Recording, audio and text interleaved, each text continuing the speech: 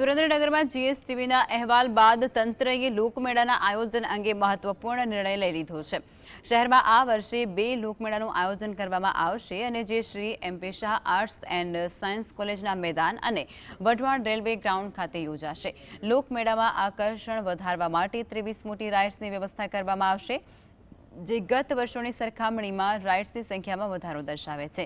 આ ઉપરાંત મેળામાં ખાણીપીણી માટે 32 ફૂડ સ્ટોલ અને 94 રમકડાના સ્ટોલને પણ મંજૂરી અપાઈ છે। આપણી સુરેન્દ્રનગર ઝાલાવાડની ધરતી ઉપર કૃષ્ણ જન્માષ્ટમીનો મેળો જે છે એ બહુ આનંદથી ઉજવણી કરતા હોઈએ છીએ। એટલે સુરેન્દ્રનગર મહાનગરપાલિકા વિસ્તારમાં 2 જગ્યાએ આ મેળાનું આયોજન કરવાનું નક્કી કરેલ છે। એ સુરેન્દ્રનગરનો મેળો છે એ પહેલાં મેળા મેદાનમાં થતો હતો, હવે એમપી શાહ કોલેજ જે છે એના ગ્રાઉન્ડ ઉપર રહેશે।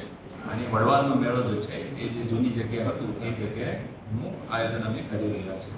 આ આયોજન 13 થી 17 તારીખ ઓગસ્ટ દરમિયાન થશે।